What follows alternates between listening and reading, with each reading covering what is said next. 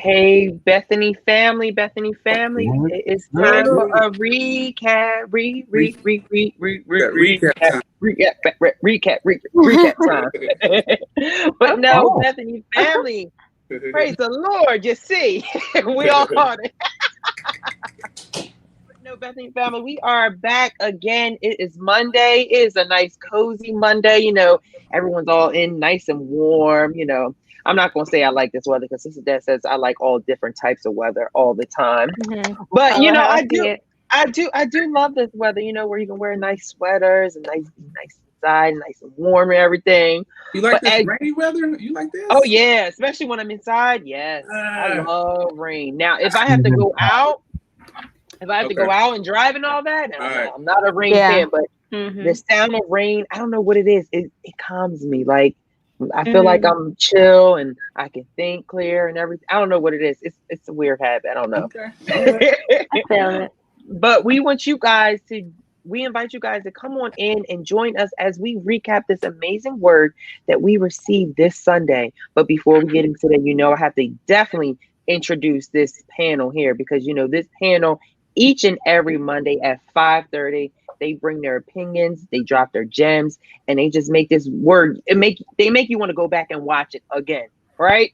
So up here on the top with the nice background, with the Christmas background, we have our social media director, our Maximize Monday, Sister LaBoo. Yes, sir. Minister when she feels like dropping them gems, right? No. She drops them. And then next to me, I have our soul sister, Sister Des. Hey. I think she was waiting for the other. I thought you were going around. Oh, no. Our soul sister Des up here as well, dropped her gems and everything. As well, underneath of Sister Des, we have Deacon Antoine McGee. Hey, That was and then next to Deacon Antoine McGee, we have our amazing Rev Waters, who drops the knowledge on us. He adds How y'all doing? And everything. He's like the top, just top everything off. So he's the finishing touches to everything. And if you guys don't know, my name is Brother Kevin, and we are here to recap this word that we were blessed with on Sunday. But like I like to do every week, I love to ask you guys, how are you guys feeling today? How was your weekend? What's going on? How are you guys feeling today? It was good. It was good? We had another great weekend. Yes. Gorgeous outside. It was beautiful outside. It's crazy. We had this beautiful weather this weekend. Now this week, rain today, expected snow. It's just like, it's crazy. It's so crazy. From like fallish when it was still warm into winter. Yeah. Well, it's good we had a fall this year. Normally, it seems like we don't have a fall up here. It goes straight from like summer, winter. Yeah, I hate that. Finally had a fall. Yes.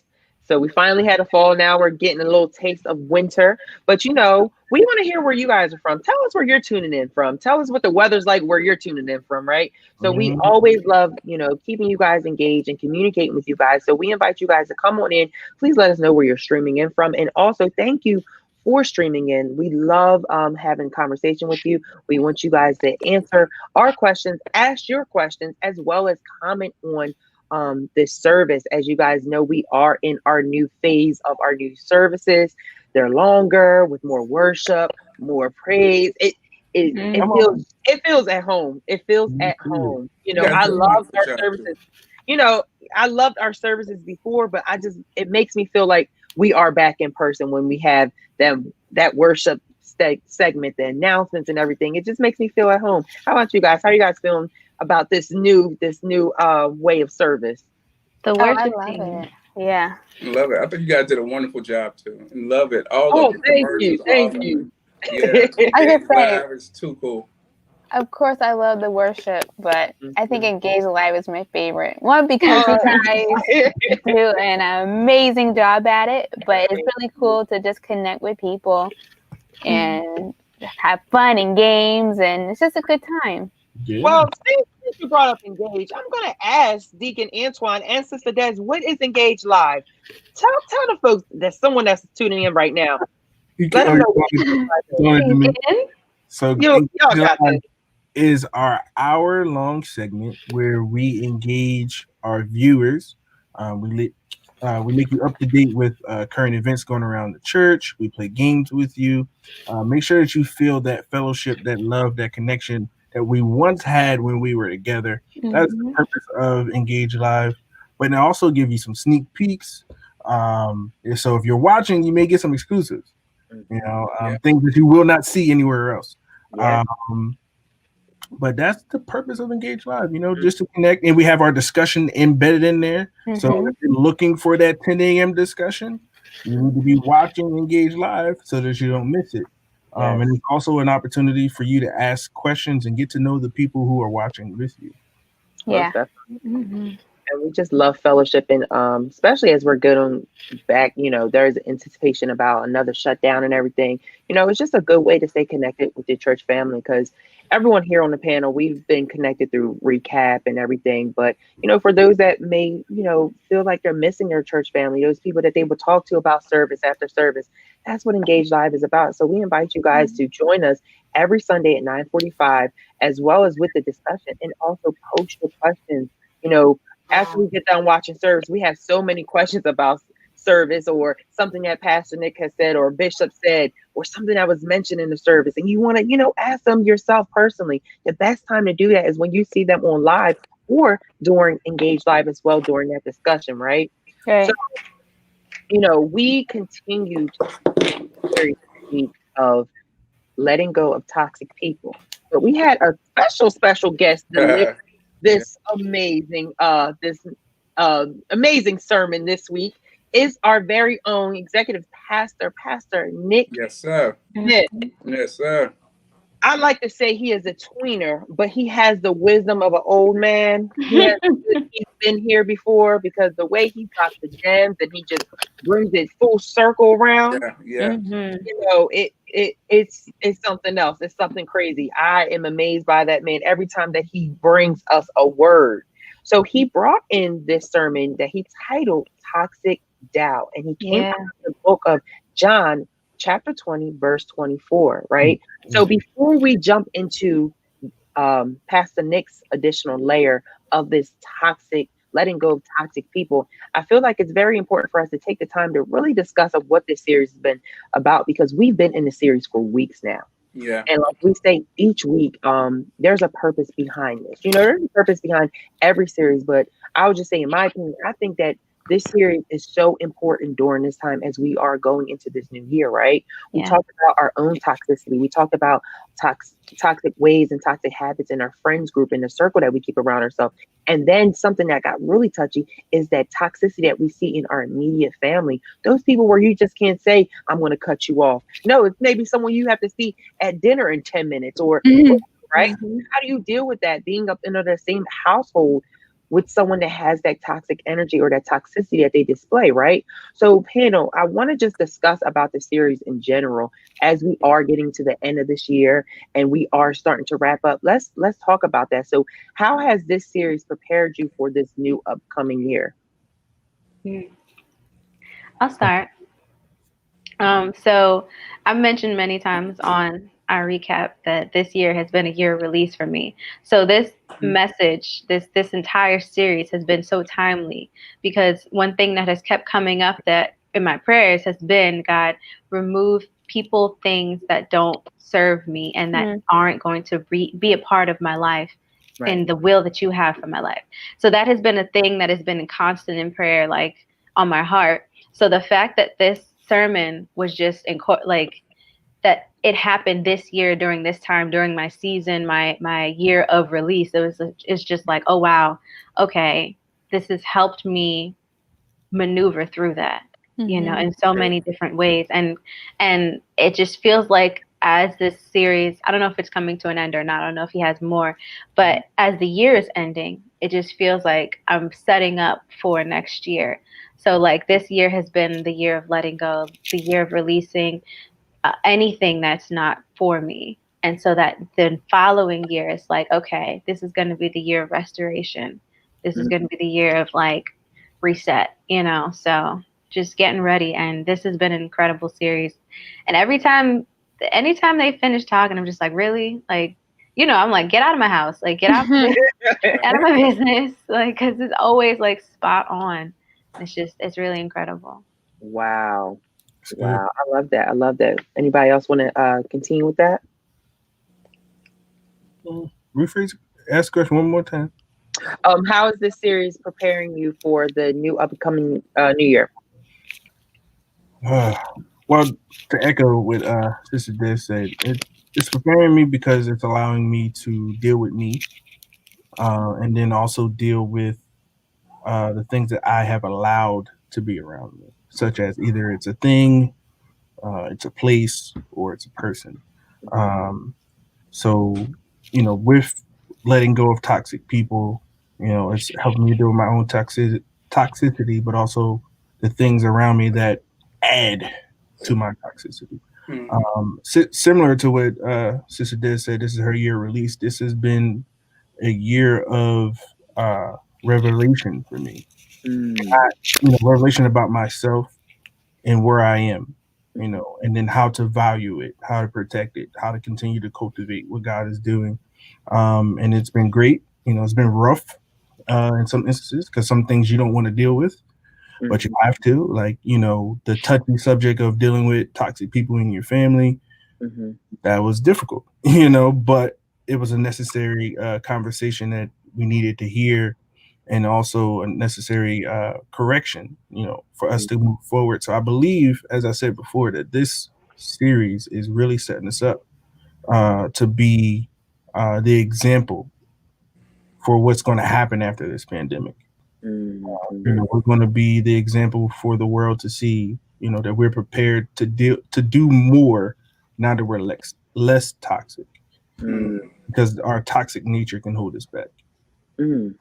I like that. Yeah, I agree. I think just to be able to deal with toxic people, conflict resolution has been a big deal going into the new year. I think that's been helpful for everyone.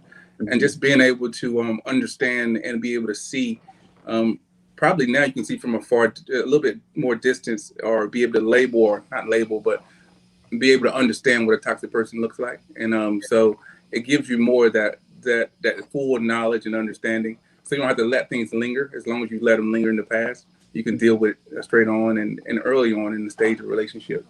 Right. I love it. I love it. Sister Maya, Minister LeBou. No, I agree with what everyone said. I hate that phrase, "New Year, new me." Yeah. But I think I'm having that kind of mindset in terms of knowing what to look out for in terms of toxic people and my own toxicity in 2021, so that we can go into the year differently. And get different outcomes from, repeating the same patterns of the same bad relationships, bad decision makings that I've done on my end, year after year. So I love it.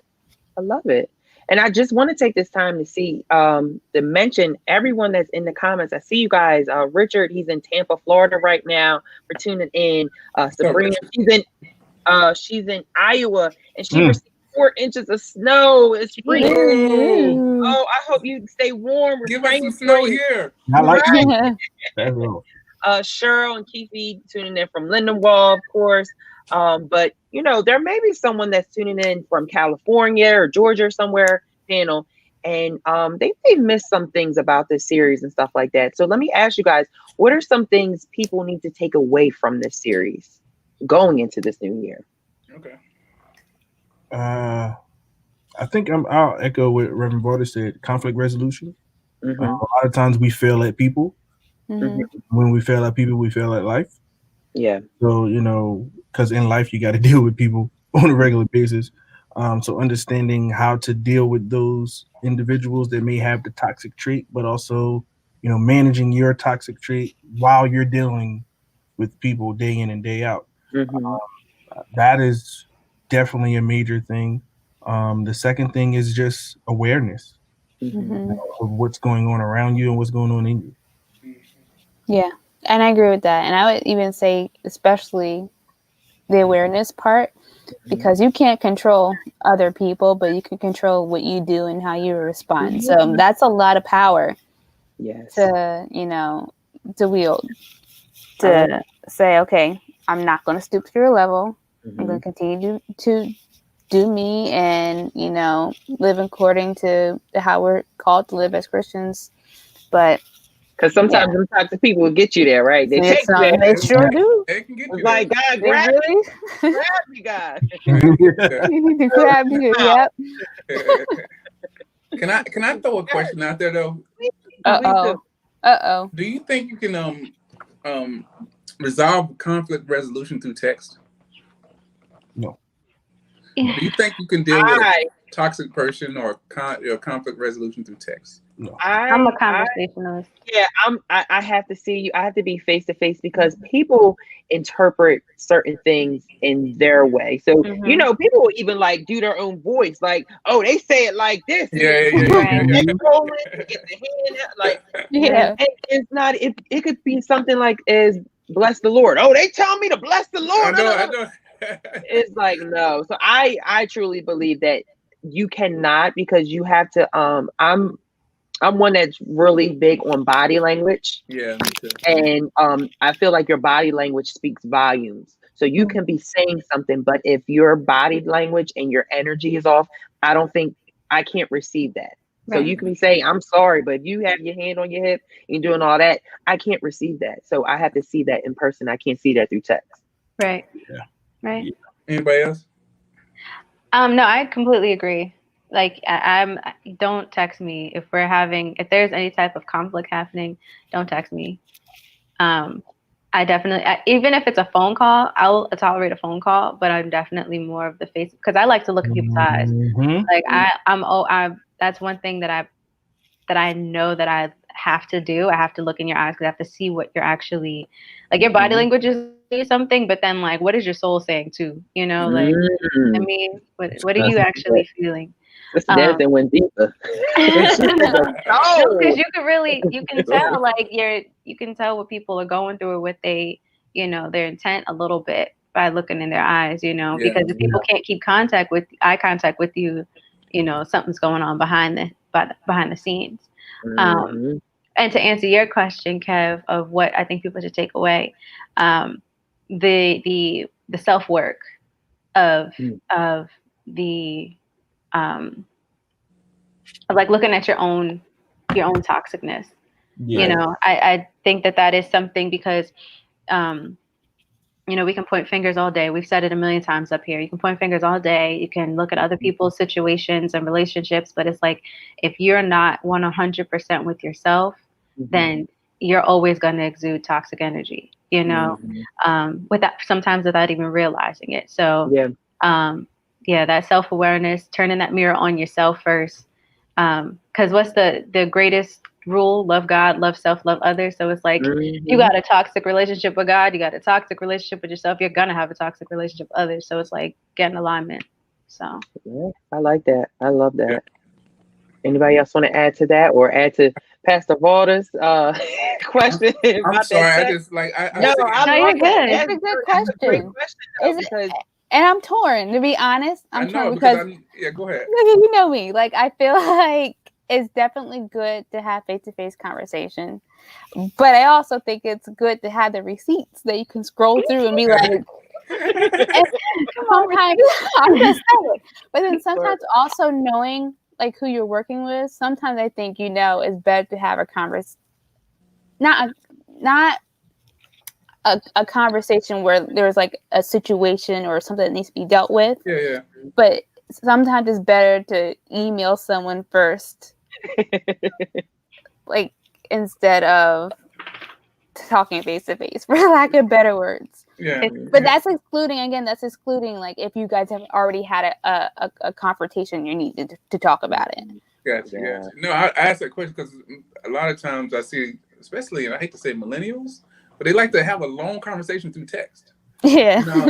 And it seems like, it's like, we can't fix this through text. I don't know what you're really saying. Like you said, your body language, your soul. I don't know what you're saying.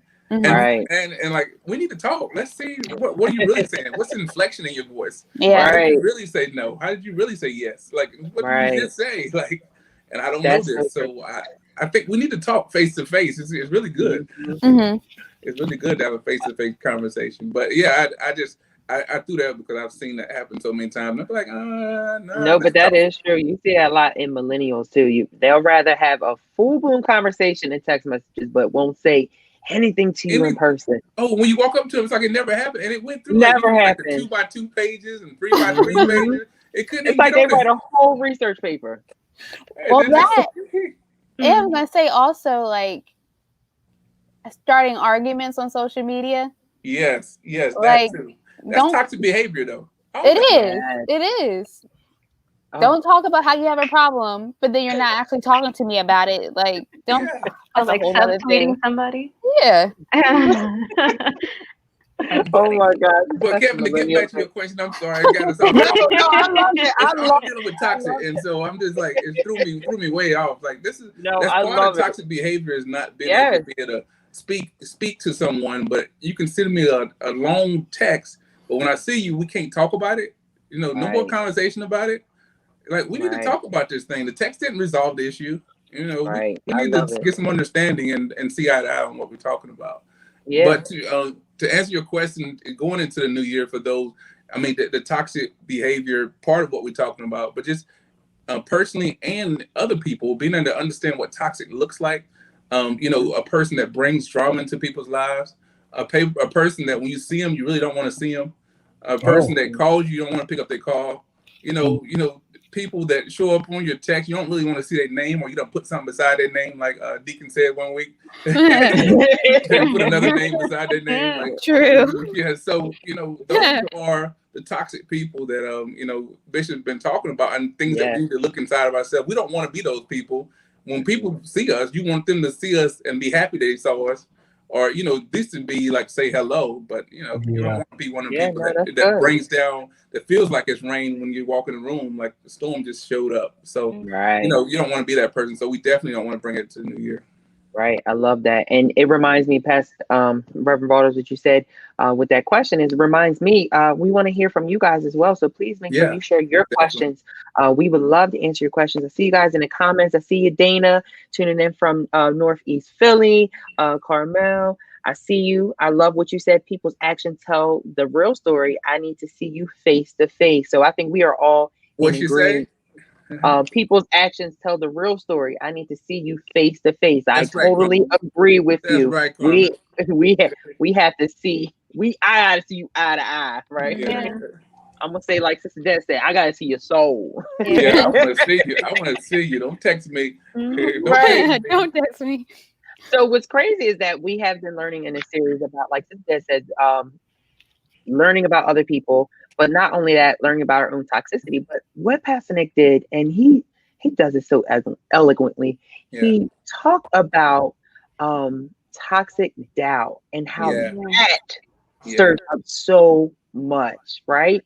So he started with, doubt is a reality for everyone and is real because all of us struggle with it every now and then. The walk that God has called us to is a walk of faith that we oftentimes struggle with because we have doubts during the walk of faith. The Bible says that the just shall live by faith, but sometimes the just has doubt. Pastor Nick stated that God calls us to a faith walk that we oftentimes struggle with. You may ask, why do we struggle with it? This is because there is a way that seems right to us, but we have to understand that God's way of faith is the way. The way we want to go seems right. The way we want to go seems right to us and familiar to us. But then God says, I need you to live a whole other life by faith. You've never experienced it before, but God is saying that he needs you to trust him enough that what he can do for you is greater than what you can do for yourself. And in these moments, we have doubt. So what are your feelings about this sermon on toxic doubt? I like that he changed it from people and things to a real personal matter. Yes. Which is our faith. Because, faith is important, especially right now in this season. Our faith is what has been keeping us. It has been sustaining us. But it also, sometimes it needs a nice coat of wax on it. You know, you need to polish it up. Mhm. And this was one of those messages where it was like, do I have doubt? Mm. You know, is there doubt in my heart? You know, concerning God, the things that God has showed me, or the things that I've prayed about. Do I really believe Him? Without a shadow of a doubt, because you know, one thing's for sure, like this pandemic has shaken faith, and then for some people, it has strengthened faith. Yes. But I think it was a very good move to switch to start talking about faith and how sometimes we can add that doubt element, which makes our faith toxic. Mhm. Yeah, and I think I've said it before where we all like to shout and profess that we believe and we trust and we have faith. But if we're to be honest, there's that little speck of doubt that I think challenges all of us, right? And like it being toxic, all you need is that much, and then it grows, it grows, it grows, and then it can become, you know, overcoming, right? Yes. So no, I think Pastor Nick's message was right on time with everything that we've been going through. 2020 has been something. Oh wow. You know, and I think, and maybe this is just me, because we had so much high hopes for 2020, right? We talked about it last time. 2020, 2021, like I'm excited, I'm looking forward to it, but I'm also a little hesitant, like, okay, what is this year going to bring? It's like, it's like 2020 is relative, like, what you about to bring to the You gotta tiptoe into it, like, we good? Are we safe? Right. Like, are we cool? Right. There, I should have stayed at 2020. Is this a continuation? Like, what's about to happen? Yeah, usually you run into the new year. You're like, right, exactly. Yes. Yeah. It's. I definitely.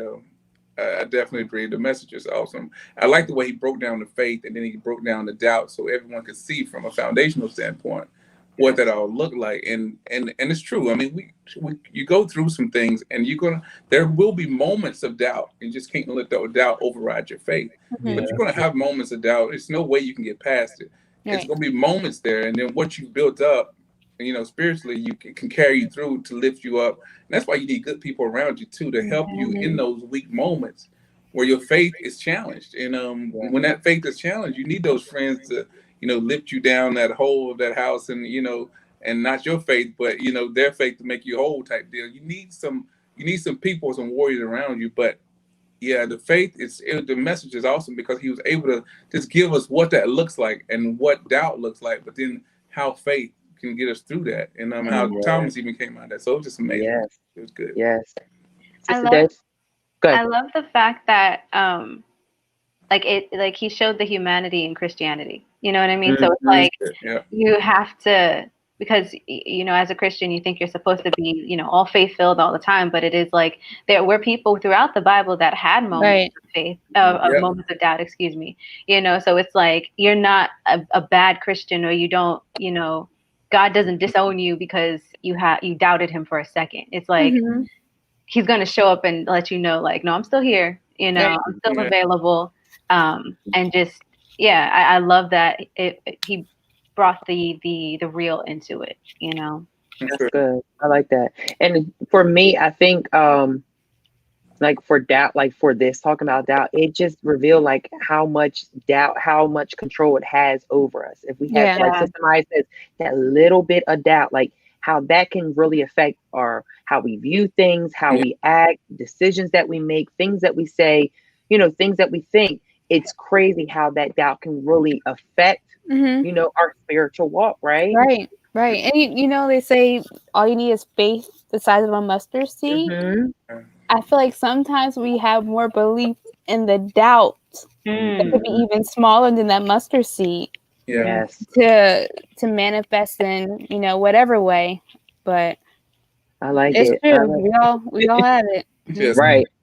Sometimes we allow that doubt to take over, and it could be small, like she just said, but we'll look at that first. It seems like it's so easy for us to look at a doubt before we can look at a faith or or a miracle, we're so easy to fall. It can be the smallest thing. Like Yeah. instead of something else, we just fall right into that. And so that's where I think, it's like she said, it shows humanity, but that's where it shows also the growth that we need to have to get to that next level. And I think like Professor Scott was talking, the maturity to get to a point to where we can see things a little bit, we don't have as much doubt in those situations that we deal with nowadays. So. Right. Bishop always says something to the fact of like, don't talk yourself out, don't like talk yourself in. And I think like doubt, a lot of times we talk ourselves out of situations. And I think on the Engage Live, someone asked a question about imposter syndrome and how like you can start to build yourself up into such a storm of doubt and insecurities that, it's like, why are you talking yourself out of the situation? Why are you talking yourself down when you can just be doing the exact opposite? And I think that ties into what you were saying, Maya, like this very small, that something very small can just become this grand thing if we keep feeding it, That's good. Yeah, that's good. So Pastor Nick stated that we want God to change us, but we fight him during the whole process, right? God said, if you want to understand how to walk this walk, it is a walk of faith, which means there is not a whole lot of certainty every moment. The only certain thing we know is that in the end, God is going to work it out. We know that God is going to be God. The Hebrew boy said, if he delivers us, he is God. And if he does not do it, he is still God. Our hope is in the Lord. So do you guys believe that we cannot fully be delivered from our own toxicity because we do not put our full trust in the Lord? That's tough. Kevin. That's tough, Kevin. Ask it one more time. Can we Okay, so do you believe that we cannot fully be delivered from our own toxicity because we do not put our full trust in the Lord? That full trust. That's like one of them questions, like, you be on a test, be like, you said fool though. Full trust. Right. Like, wait, 100%? Yeah. You done put one of those trick questions out there. Like the Hebrew boys, they were different animals. Now they got in that fire and they said, God, if you do, and God, if you don't. That's where we need to be. We definitely need to be there. That's the goal. But that's definitely the goal, man. That's basically, so making sure that you're working with God in the process, and that will help you get that kickstart of, being fully delivered from your own toxicity. Because, well, let me ask you the question. Do you think that we fully get delivered from our toxicity, or do we always have those little toxic traits in us? Because, Pastor Nick will get into it where we have that other side of us that I think we can fully get delivered from our toxicity. I think we can have full trust in God. In I would say, I want to say in all parts of our life, but in major parts of our life, we really work. It's going to take a lot of studying. It's going to take a lot of relationship, a lot of building on everything. We have to put the time in and relationship time in with the Lord, and we can really get there. That's my honest answer. But that's going to have to be a quality of what we're trying to do in that relationship, building that thing with God and being with him. Because when the Hebrews stepped in there, they had no doubt who he was because of the relationship they had with him, because they spent time praying, they spent time, worshiping, they spent that time there. So it was no doubt in their mind what was going to happen. And that's where we have to get to. I like that. Anybody else want to add to that? It's easy to ask the questions. You answer. I answer. Comments to ask any questions so we can, Yeah, okay. Fully trust. Fully trust him. Oh gosh. Did anybody answer the question online? Anybody else? Did anybody in the chat? Not yet. Okay, cool. So please flood us with some questions, please. Answer that question. That's a hard one, Kevin. Yeah, because that's tough. I'm not gonna ask that. Yeah, that question. Yeah, that question was like that fully thing is 100%. That's like you giving us no out. It's like ask it one more time. The full thing. Ask the question. So so maybe if I reword it differently, maybe put our full trust in the Lord. Now I read it. It is kind of really. The whole thing. I read it. Go ahead. Yeah, say it. Do you believe that we cannot fully be delivered from our own toxicity because we do not put our our full trust in the Lord. So go ahead. Okay, so I we're human, right? So like we can have our full trust in God and still have faults and doubts within us. You know what I mean? So that's where I'm kind of, like you said, Rev, it's the fully trust thing. You know, like I can fully trust God, but at the same time, because I am a human being, I'm not perfect. There is always going to be that I trust you, Lord.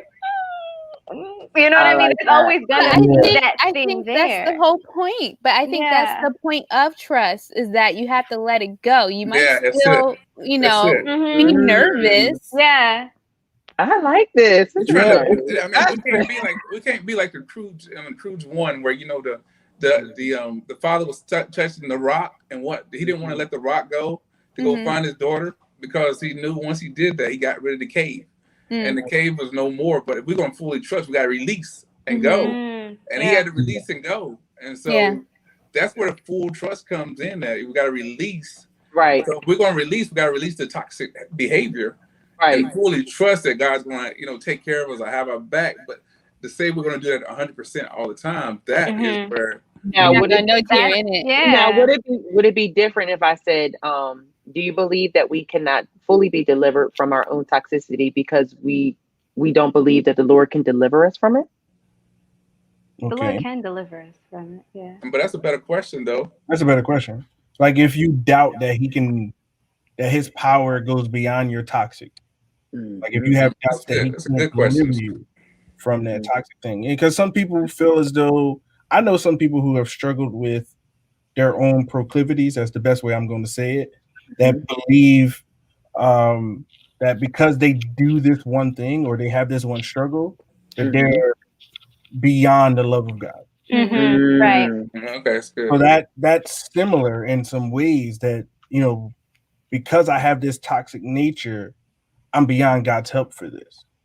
But then we revert back to the trust aspect, where you have to allow him in for that to happen. You have to give him permission to start helping you with it, but then you have to trust him with it. It's the same way with the trust fall. I can say, Kevin, I'm going to fall backwards, and I trust that you're going to catch me. I can trust wholeheartedly that you're going to catch me. I'm glad you asked Kevin and not me. I'm lying. No, but I like this. So then when I fall backwards, anything can happen in that moment, and that's where the doubt could come in. Maybe he's strong, he can catch me, but what if his arm goes out, or he get weak in the leg, or he has a spasm and he come on, Deacon, right? Come on and make this a vision. That's kind of the same thing. Like we're like, okay, if I really give this to God and really give it to him, is he really gonna hold this? Because the reality is we don't want to deal with it. That's good. Right. We really don't. But then at the same time, it's easier for us to handle it because we're such independent creatures at times. It's easier for us to handle it than to give it to God, because then there's that fear of the unknown, which is really doubt. That was good. All right, I'm done. Y'all got the rest. Yeah. I like that. Anybody else want to add? I have nothing. That's it. I think we trust ourselves more in the things that we know we can get done. Yeah, that's it. And that's tough right there, because we took it out of God's hand. And that's where we need to start putting it back in his hand, trusting more. And that's where that doubt comes in, and what Pastor Nick was talking about. Yeah. See, you see why I call him a man with wisdom, because he got us all asking these questions about and everything. Jeez. But no, so he said that the walk of faith can be very challenging because God is big on telling us the ending, and he is sketchy on the details. He will tell us where we are going, but he oftentimes hides the process to get there. Yeah. Even if he reveals the process, sometimes the process can be so tumultuous that we doubt at times because we do not expect the process we have to go through to get to that dream. Joseph has this dream, but God does not tell him the process. God said, if you want to walk the walk of faith, he needs you to trust him even when you do not have all the details. Sheep have to learn how to trust the shepherd and that the shepherd is taking them to green pastures. Even when the shepherd takes them through hard times, the sheep have to believe that I may not see where we are going, but the shepherd sees. I may not know I'm getting there, but the shepherd knows, and the Lord is my shepherd. Whew. So, why is it so hard for Christians to be led like sheep? Kevin. Because we keep our head down too much. Now that's a word right there. We always grazing. We always have our head down. We're always grazing, and so we are tough. But Kevin, you throwing out some questions here. Yeah. Oh, thank you. That's a good question. Thank you. But Go repeat ahead. it for me, please. Go ahead and repeat. So why is it so hard for Christians to be led like sheep? Yeah, it goes back. I think it goes back to the trust and the doubt, the faith and the doubt part. We are by nature. We're sheep, and so a lot of the nature of a sheep is to graze and keep their head down. They wander too far off sometimes, and they have to get pulled back by the shepherd. And if they can stay connected, then they're stronger as a unit together.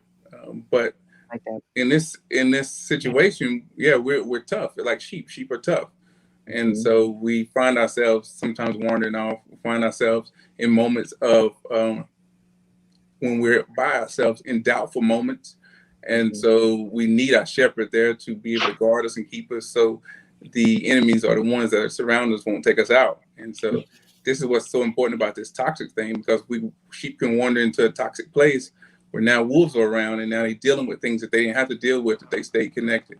And so that's the challenge of the shepherd, to keep the flock together, and the flock have to learn how to be better sheep so we can stay connected. So yeah. Like it. There you go. There you go. I like it. Anybody else want to add?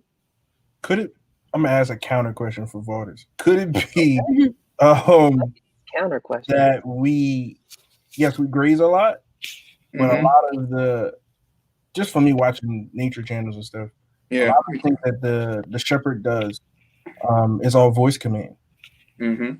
Is it because we're so consumed that we don't recognize the voice of God? Well, I think that could be true. We can be so consumed, and we can let things of the world consume us to where we don't hear the voice of the Lord anymore. So we don't distinctly hear that voice like we used to hear it when we was prayed and we were worshiping, or we spent that time. And that's why it's so important when we do get like disconnected, or step out of the wheel or walk away from the Lord, to come back, so we can get that connection again and find that voice that we've been missing for a long time. So now we're able to be molded, and you can hear it better in your spirit. Your spirit man can rise up and understand what God is saying. Yes, sir. All right, praise. That was good. That was good. The voice of God. Wow. Yeah. This is good. This is really good. So Pastor Nick asked the question, what is faith?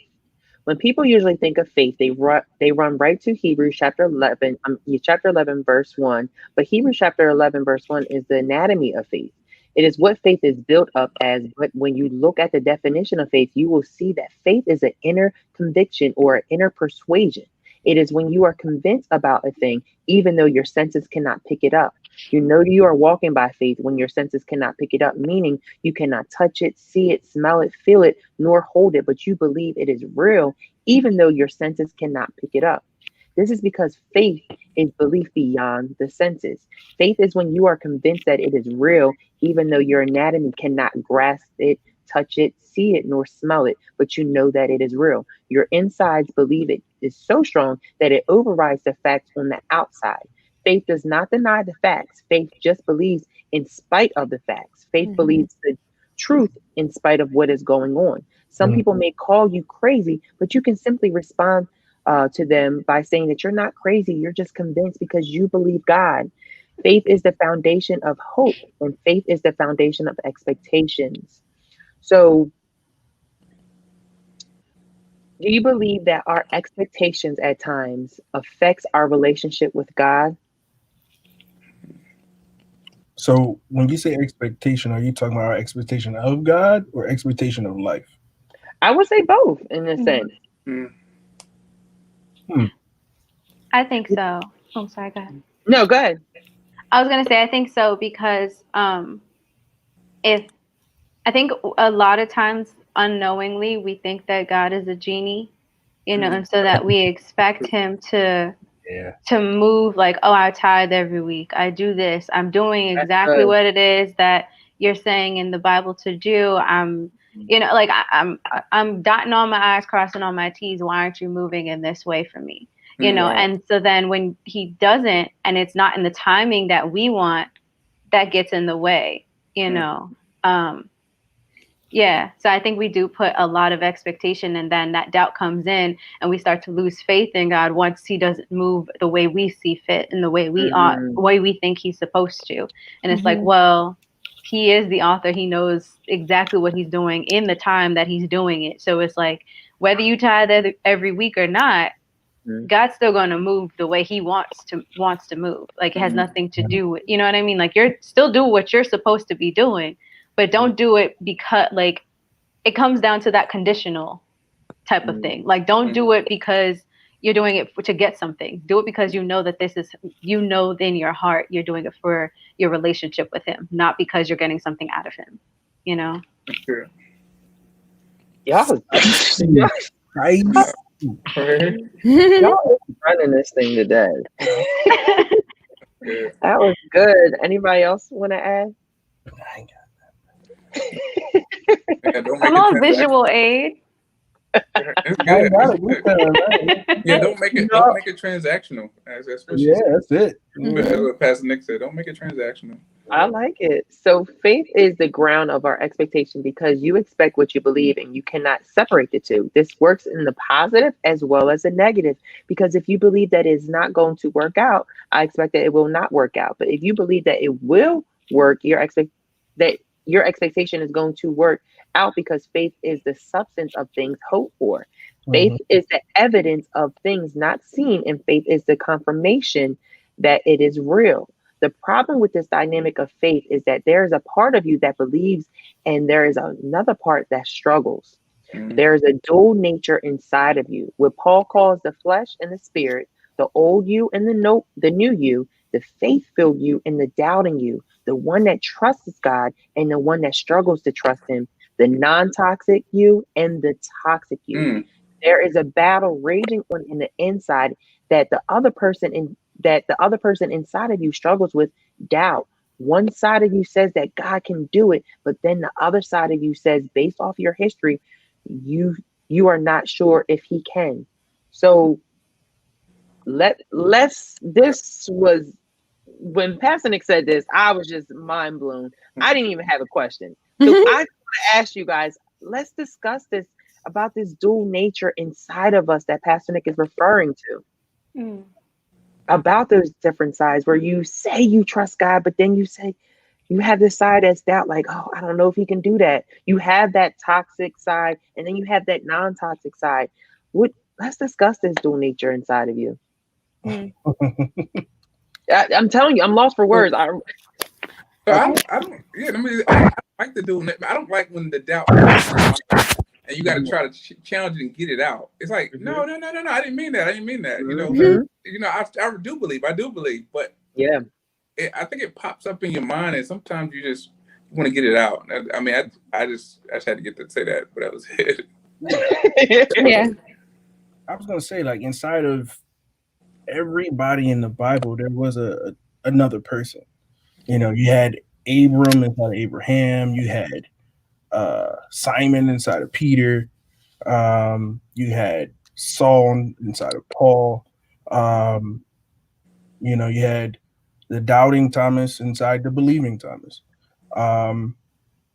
Sometimes I think it's a matter of deficit of what shows up. Yeah. So if we use Thomas, if we want to stay in context, Thomas didn't see the risen Lord, so he couldn't have faith in what he did not see. Because if you think about it, I don't think Thomas was 100% wrong, because he had Jesus with him the whole time. He saw the fishes and the loaves multiply. He saw the dead people rise. He saw him walking on water. So there wasn't not a time where where doubt was there. There wasn't really a time at that point, because the only time that they mention doubting Thomas is the resurrection. And I think it was a perfect setup that revealed the doubting nature in every Christian, and then even in him, so that he could be reconciled, so that he could be restored. Because when God wants to move in some cases, he has to do something something has to happen that is impossible until he reveals himself. Like, I'm gonna just be personal for me. Like, when I got that call that my mother was in the hospital, had I not got, prior to that, I got 2 phone calls that warned me about it. So God was preparing me, because in my mind, I didn't think it was possible for her to be that sick, because I saw her, she was good, everything was well, but all the while I was warned that something was about to happen.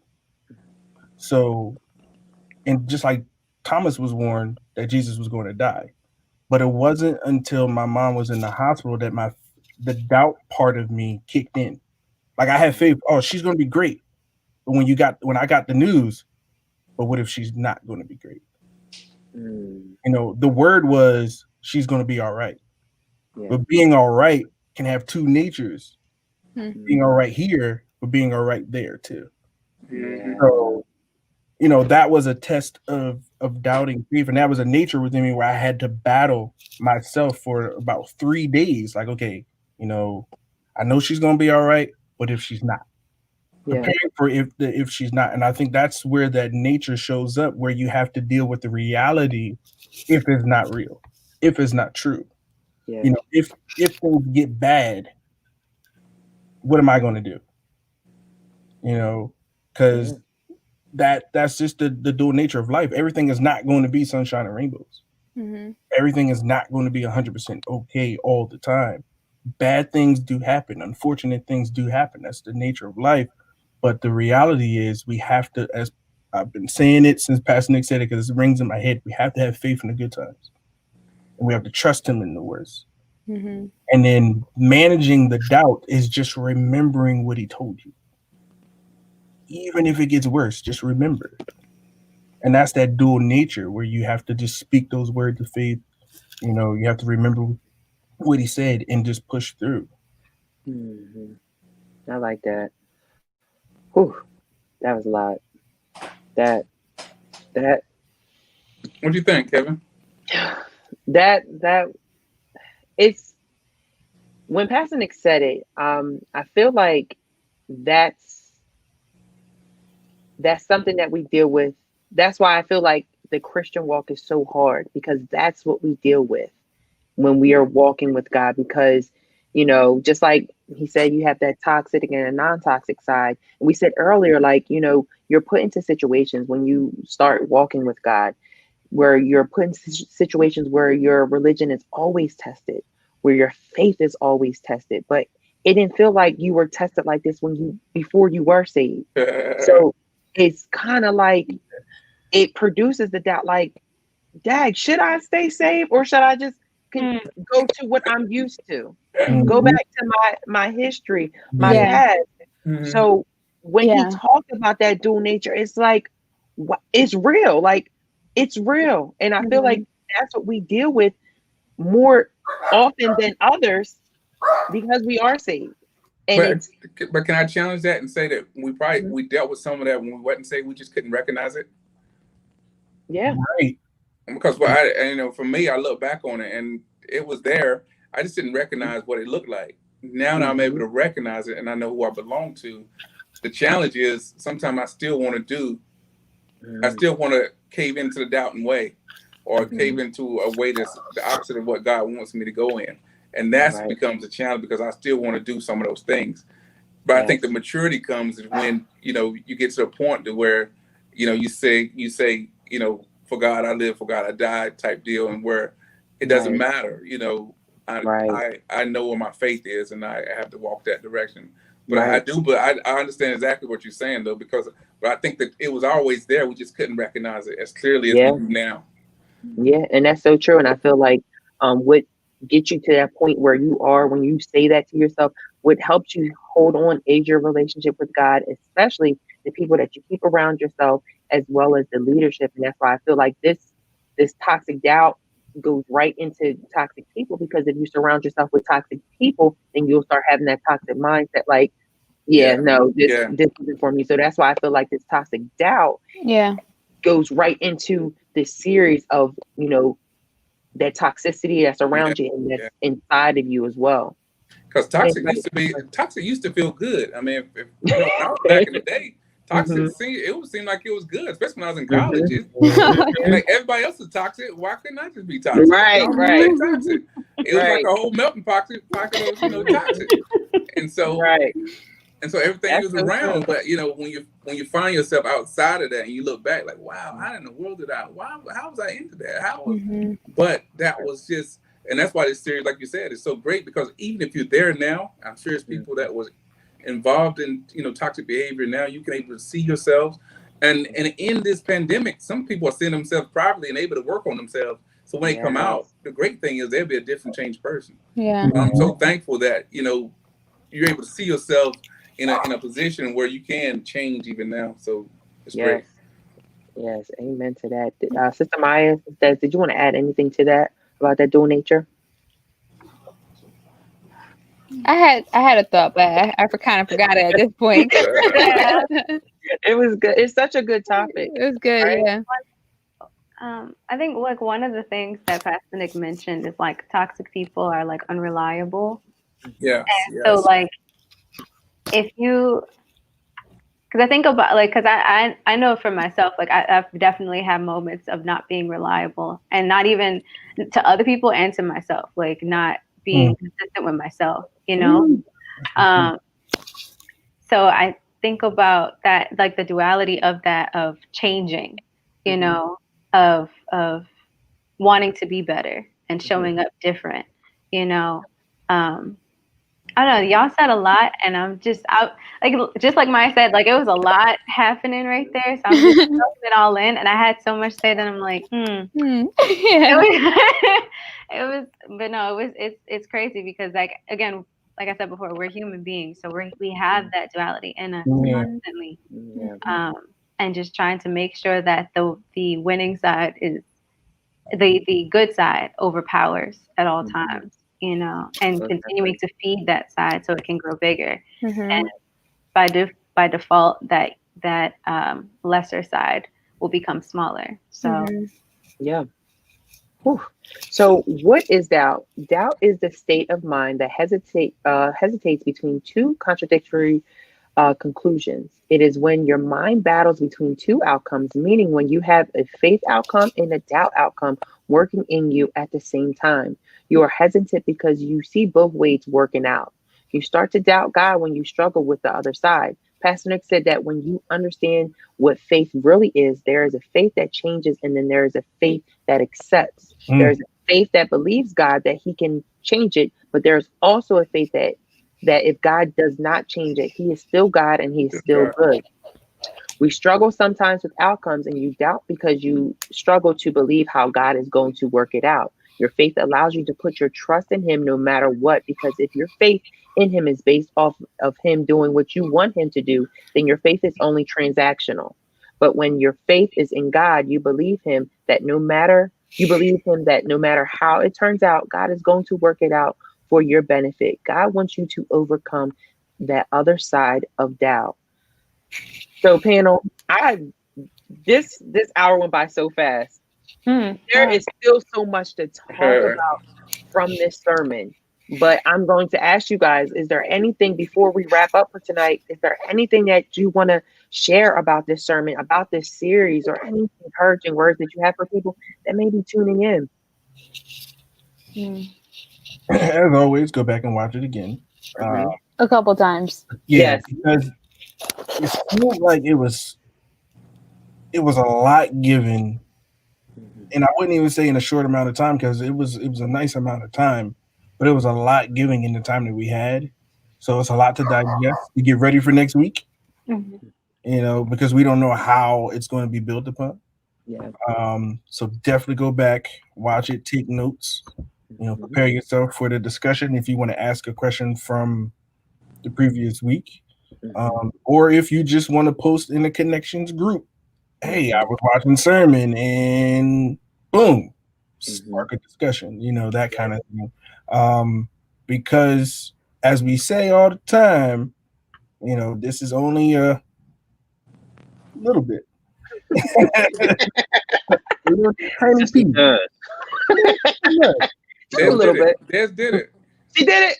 No, she did. What's that? Oh, She figured it out. She was like, like this. Okay. Yeah, she wants to do it so bad. We're gonna get her one day. I know it. But no, yes. Go ahead, sister. No, I was gonna say I would about this sermon series, I would say be honest with yourself. Yes. Like be completely take the lashes off. Take the makeup off and really be honest with yourself and sit with yourself. Like, be vulnerable. Be vulnerable, because this is definitely a deep dive into self, into relationship with God, into relationship with other people. So, watch if like Deacon Antoine said, watch this sermon, but also go back and watch the other ones, and like just have a journal with you and really just like reflect, because it's really, and it'd be something like a dope thing to do, like to prepare yourself, like going into 2021, like we said, I like that. So, just rereading, going over your notes and everything. Watch the whole thing. I like that. Sister Maya, Rev Valdez, would you like to add anything? Any final words? Any final comments? Just, like everyone else said, to go back and watch it. It's available at the Harvest Bookstore, so you can purchase it. It's still available on our YouTube channel. Definitely. One of the things that Pastor Nick has mentioned before is that it's one thing to, of course, watch service, but it's another thing to go back, watch it, and read the Bible for yourself, and to really reflect. And, I definitely encourage you to do that with this series, because it's a deep one. Yes. It's one that takes a lot of introspection, but I think it's needed, especially in this time that we're in. Yes. Yeah. I love it. I agree. Wonderful. Awesome. And I just want to, before we go into the announcements, I just want to thank this panel for being so transparent. They get to ask some tough questions, and, the questions we just asked them to, start the discussion with you guys. And thank you guys for asking your questions and adding your comments as well. But definitely want to say thank you, applaud this panel, because they do such an amazing job when it comes to asking those tough questions. And, they're tough questions. We're not perfect up here. We just love having a discussion. And if you can't be real about yourself and real about your religion, then I don't know what's going on with you, right? Yeah, let's talk about it. You, Mr. Moderator. Let's talk about it. I know. You're a moderator. Thank you. You've done an amazing job. We give you a hard time about the question, but we like them. No, yeah. I had a BBC Awards. Kevin. Thank you. BBC Awards. I like that. But going into this week, as you guys know, our church, we love our church. The church teaches us, feeds us throughout the week, but they also bless us with some great content throughout the week. So tomorrow, we have a Link Couples Ministry panel at 7 p.m. All right. I want you guys to tune in. I totally forgot. No, I'm playing. Please tune in to Link Couples Ministry. Even if you're singles, please tune in. We want you guys to tune in. It's for everyone. Okay. We have those different ministries and those titles and everything, but you can peek on in and sneak peek and see what the Link couples are doing. So please tune into that, as well as Word Impact on Wednesday. just as much as we get fed on Sunday, we get fed on Wednesday as well. And a little bit of this sermon was talked about last Wednesday, as Pastor Nick referenced this Sunday. So, it's good to watch last week's Word Impact as well as this Word Impact. Who knows what Pastor Nick has in store for us as we build up in this series and prepare for this end of the year. Thursday, we have a Sound Mind panel. And as we say, each and every week, each panel is structured to help our healing. It's not the sound, it's the BPA panel, the small business panel this week. Oh, small business panel. So sorry, guys. It's the small business panel. So, and I should have known that. I said that. Right. But the small business panel, like we talked about on Fresh Friday, if you guys go back and watch Fresh Friday, there's so many young entrepreneurs in Bethany, and there's so many entrepreneurs in Bethany, period. So we want you guys to tune into the small business panel on Thursday that just drops those gems and prepare, especially during this time. A lot of businesses are being produced. So a great way to talk about that and spark that conversation and get the foundation that you need for that. Please tune into the small business panel on Thursday, 7 p.m. We have On Point Radio Saturday as well at 9 o'clock, as well as Emerging Worship at 6 p.m. And then Sunday, our incredible encounter services. We have the 8 and 11 o'clock. And don't forget to watch Engage Live at 9:45. We are having such a great time with Engage Live. Thank you guys for tuning in and sharing as well. And like Antoine said, embedded into that Engage Live is the incredible discussion that we have. So if you have any questions about the sermon that we're going to be blessed with this Sunday or this past Sunday that we just experienced, please drop your questions and your comments there. And then we're back on Monday for Maximize Monday with Pastor Nick and our amazing sister Maya. And then back here for the recap 5:30. Yeah. Wonderful. Can I say just one more thing? Of course, you did mention the Sound Mind panel. We actually had that last Thursday, and they're talking about grief, especially during this holiday times, how to overcome and deal with grief. So if you missed it, I do encourage that you go back and watch it. Like Keisha, I see your question in the comments. Of course, that was a beautiful thing that you did for your mother. So I definitely encourage you to go back and watch it. That was part 2 of the grief panel with Sound Mind. So definitely go back, check it out, and it will bless you. Awesome. Oh, and then also, we have the panels and we have all this word, but we like to have fun as well. So Christmas is coming up, right? So we are bringing back our ugly Christmas sweater contest. All right. That's right. Now you guys are home. You have the time to be creative. We need you guys to be creative with your, ugly Christmas sweater so you can win that prize, right? So please make sure you take a picture of you in your ugly Christmas sweater and submit it to social at gotobethany.com, and we will be picking a winner. Sister Maya, when's the deadline for this? The deadline is literally right around the corner. We've had a week to post your pictures. The deadline is the 15th, tomorrow, at 11:59 p.m. So get cracking. Please go to AC Moore, go to Walmart, get your crafts and everything, or you make it They in there. We want to see it. Okay, so please make sure you join the contest. Yeah. I couldn't think of the word. Thank you. Join the contest and have some fun this holiday season. Panel, amazing job as always. Love you guys. We love you guys for sharing. And Bethany family, we will see you on social media tomorrow. See you later. Bye. Bye.